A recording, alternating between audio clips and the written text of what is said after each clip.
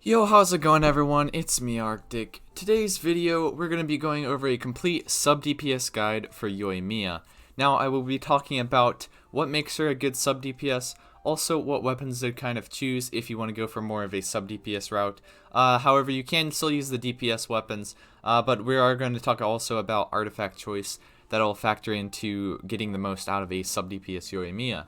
But if you all are new to the channel, feel free to subscribe. I'm trying to get to 3,000 subscribers. We just hit 2,000 and we're on our way. Anyway, let's get back to the video. So Yoimiya is basically a sub DPS character with how her kit performs, but a main DPS when you actually have her on the field with her elemental skill. That actually gives her quite a bit of a power boost, so she can be used as either main DPS or sub DPS. And so let's take a look at what makes her good sub DPS today. The elemental skill is primarily for doing damage when you're on the field and gaining up stacks of her passive talents.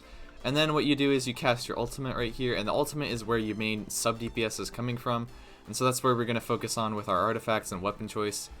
And so basically whenever you cast this, it's going to last 10 seconds, and every 2 seconds you can have an explosion that's going to be triggered by your on-field character. You can either use an on-field character or you can use Yoimiya herself to trigger these. Its energy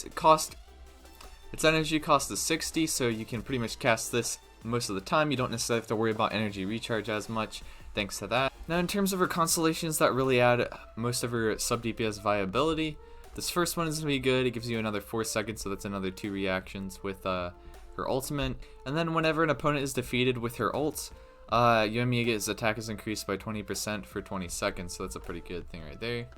Okay, now we're going to talk about weapons that are good for sub DPS Yoimiya. This is going to be very good for sub DPS Yoimiya. It increases your elemental skill and elemental burst damage by 24%.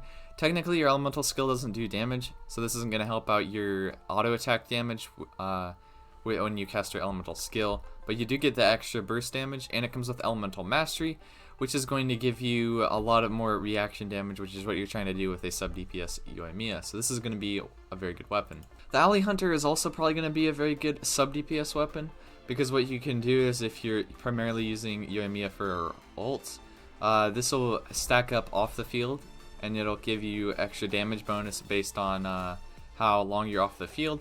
And if you're on the field, you can just auto attack for a bit and then get off basically. Iridescent Hunt is the battle pass bow, and this could be a pretty good option because you're going to fill out the rest of your crit rate and get that to about 50% crit rate, so you don't have to worry so much on crit rate. You can focus on crit damage and attack.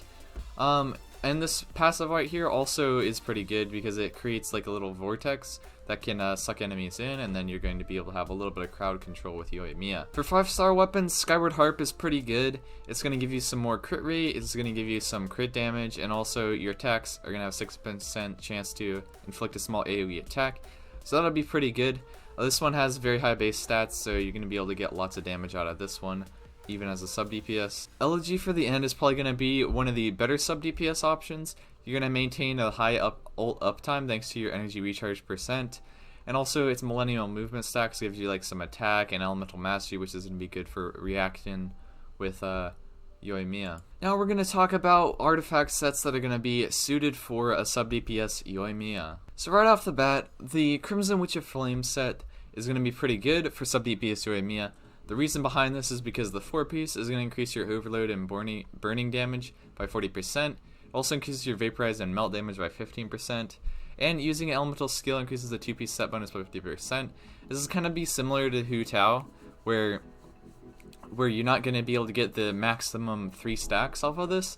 However, the melt and vaporize damage is going to come in handy with your sub DPS Yoimiya. Yoimiya does cast her burst pretty often. Noblesse Oblige is probably going to be one of the better sets. It increases your elemental burst damage by 20% with the 2-piece.